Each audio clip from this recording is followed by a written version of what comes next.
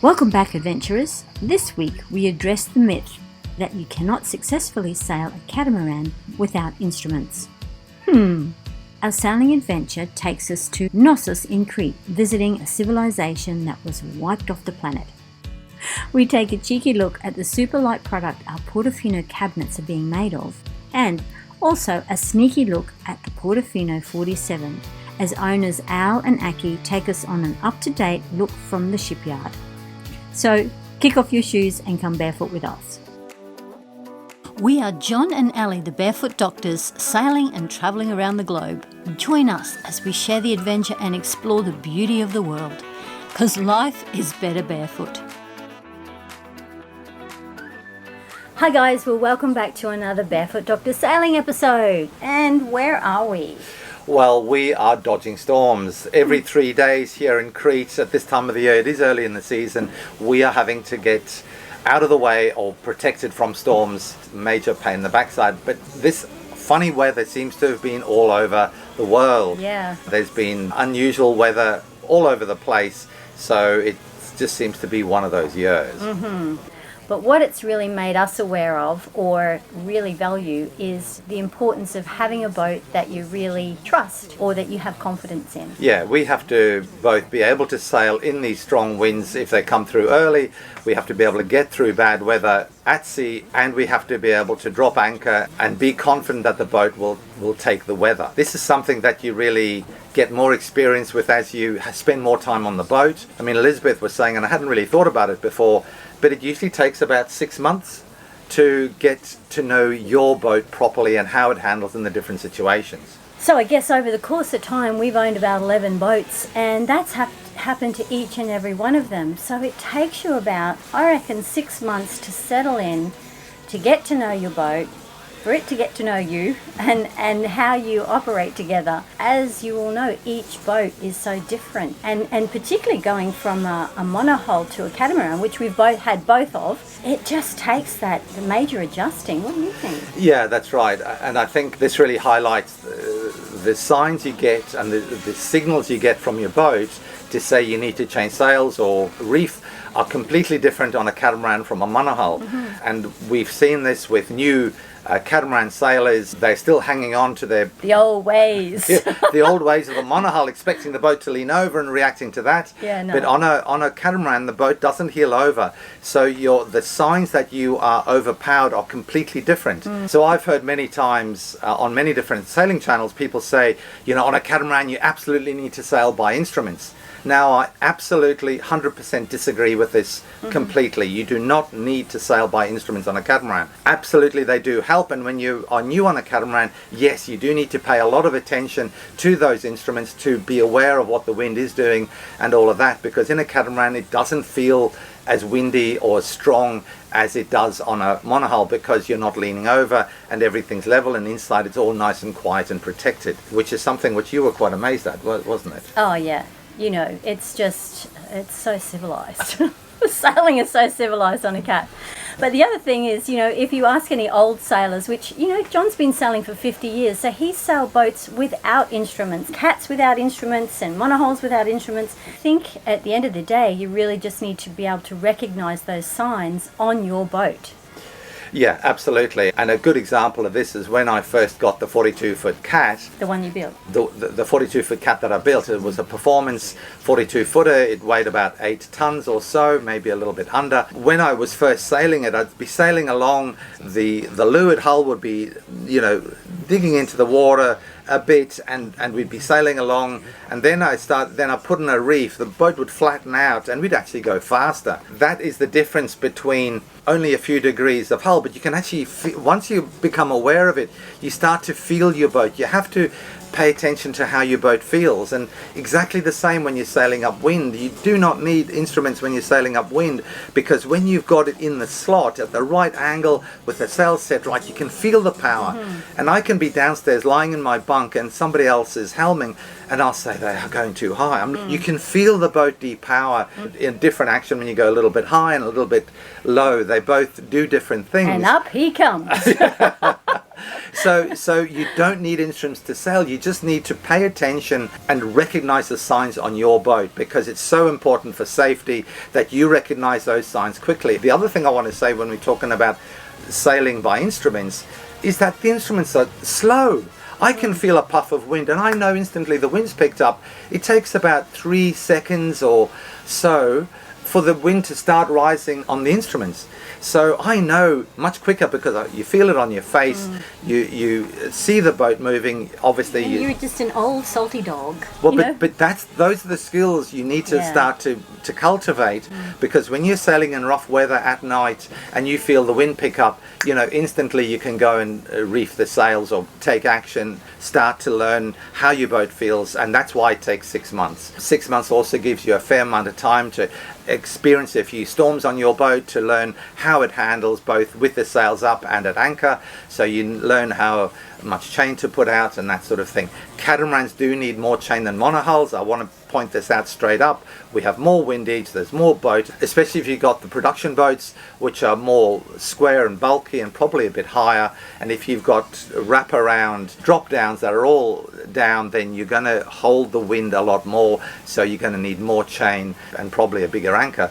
We've been really happy with the Leopards, both the 50 and the 45, because they're solid, and when you're in a storm, it just, you feel protected. You feel they can handle it. You do need to learn how your boat handles the big seas, and of course I've sailed a Leopard 50 across the Atlantic, and in the Southern Ocean we got some really big storms, and that was really good experience for me to know exactly how strong the Leopards are.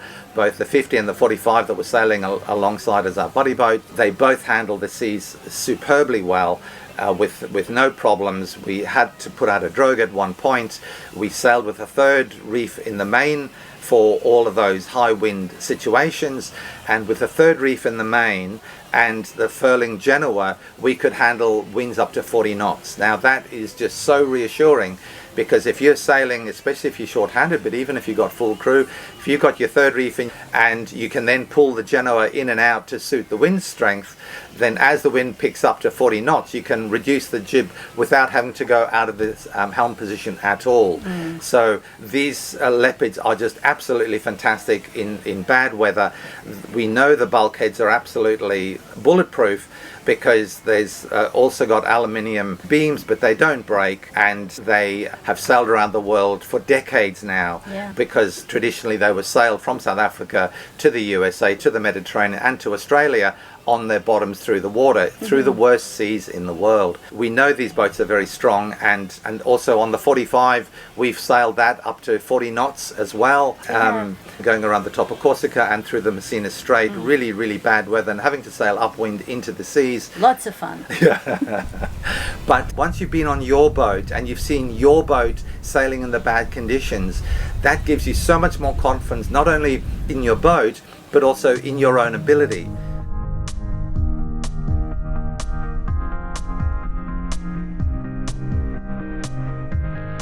Here we are in Crete, dodging these storms every 3 days. We know it can sail in the bad weather, but we don't want to. We do not want to be out in bad weather. So we would rather be in a harbour. If we can't be in a harbour, we'll anchor off behind a mountain or get the safest place we can go. So we will choose not to go out, even though we know the boat can handle it, because we're here to enjoy ourselves. We're not here to be heroes. We're not trying to sail in big seas, but when we get hit by big seas or big winds, we know this boat will handle it, and we know we'll be fine.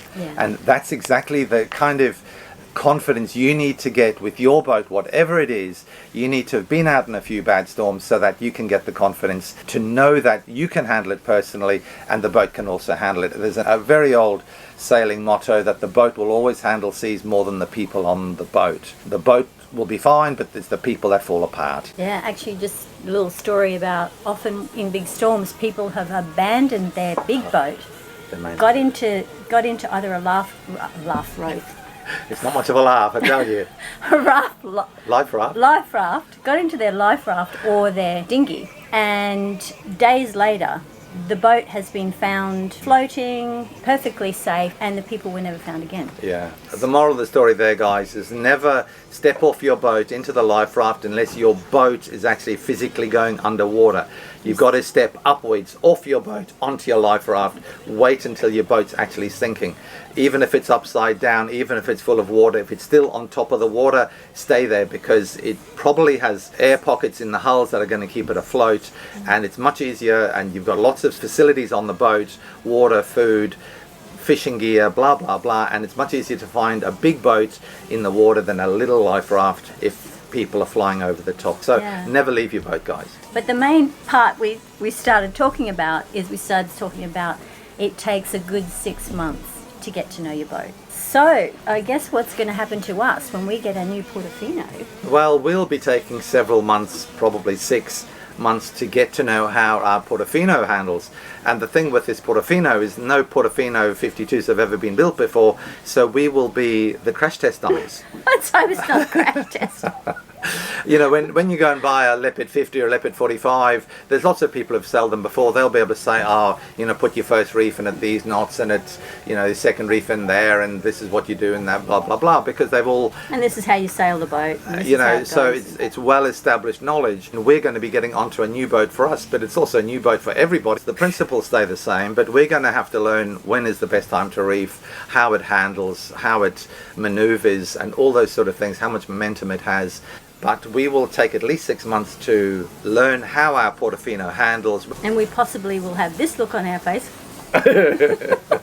for about 6 months. Well, I'm hoping we'll yeah! We'll see, won't we? Welcome to Knossos, the heart of the ancient Minoan civilization on Crete. Known as one of the most advanced civilizations of its time, the Minoans thrived around 2000 BC, showcasing their integrity through the grand architecture, intricate frescoes, and sophisticated plumbing systems, so amazing as it was way before the Romans. Knossos was a bustling hub of daily life where Minoans engaged in agriculture, fishing, and trade. They celebrated sports like bull leaping, a daring spectacle reflecting their reverence for bulls as a symbol of power and fertility, as they would leap and acrobat over the top of bulls. This was done by men and women back in the day. The first palace was built here in 1900 BC, and then a new grander one was built 200 years later in 1700 BC. The people have been living on this site in great numbers from 6700 BC. 6,700 years BC.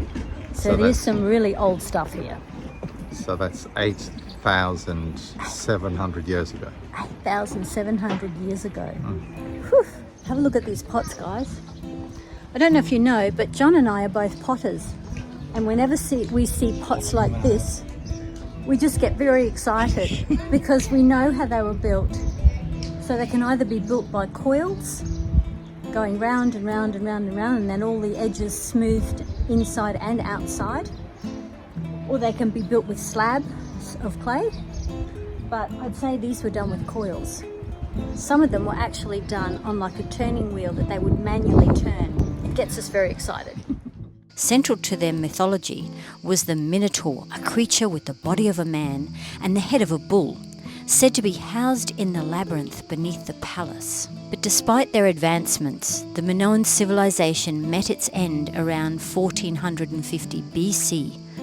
It's amazing to think a whole civilization could be wiped out, likely due to a combination of natural disasters, including the catastrophic eruption of the volcano in Santorini and the following tsunami that raged through Crete and annihilated all the Minoans living on Crete. What I want to know is when these half bulls, half humans were, alive, if they were doing a lot of running and they got sore lower legs when they were children, would they still say, I've got a sore calf? That's too confusing.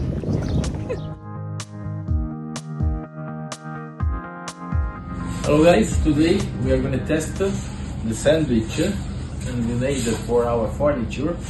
and we made special plywood with foam and solid wood in the corner, and some solid wood insert of solid wood where we have to put the hinges and the screw. But the most important test of this structure, and as you can see super light, is the weight test. So we are going to test between these two holding place. Tiger, come to be the first of the test. Sit down, please. So Tiger will be hold by jump a little bit, jump. Oh, we cannot break it. We cannot break it with Tiger. So we need something more heavy than Tiger. Let me try.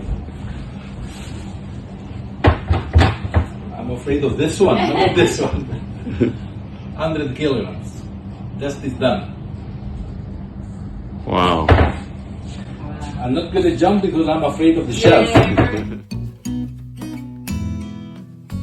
Al and Aki are the owners of the new Portofino 47 that is soon to be launched in Dubai, and we are lucky enough for him to have sent us some video of how his boat looks right now. They have started the fairing and painting, and you can see the lovely lines, the beautiful smooth curves, and the spectacular shiny finish on the areas they have painted.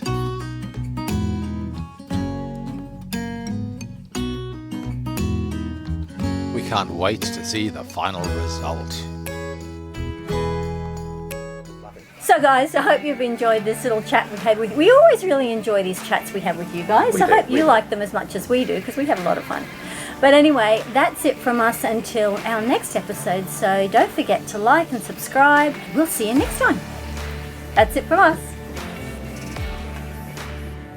Also, thanks to our awesome Patreons for helping us help others in need. Until next week, guys, hold fast to your dreams, for like the wind in the sails, they propel you towards endless possibilities. Thanks for joining us on this journey, and don't forget to like and subscribe. And if you want to be a part of an exciting way to save lives around the world, join our Patreon family and get up close and personal with us.